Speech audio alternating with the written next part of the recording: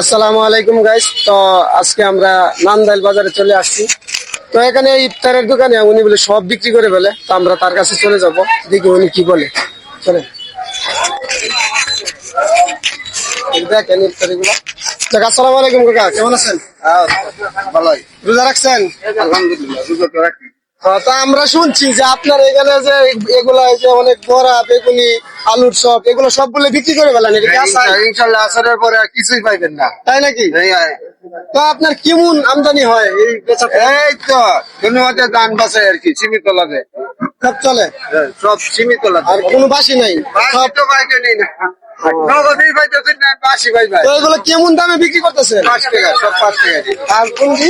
বুন্দি 160, জিলাপি 160। 160, হ্যাঁ, আর বুন 120, খেজুর খেজুর 140, 240। যাক, তাহলে সব বিক্রি হয় মাশাল্লাহ। কিছুই তাই না, একটু পরে আয়া দেখবেন কিছুই নাই। কি বলে? তো আমরা কি কেউ জিজ্ঞেস করবো? জিজ্ঞেস করেন, জিজ্ঞেস করেন। জিজ্ঞেস করেন, সব কিছু দিয়ে দেবেন। মুরব্বী, আপনার আসলে কি সত্যি কথা এটা? হ্যাঁ, সত্য কথা।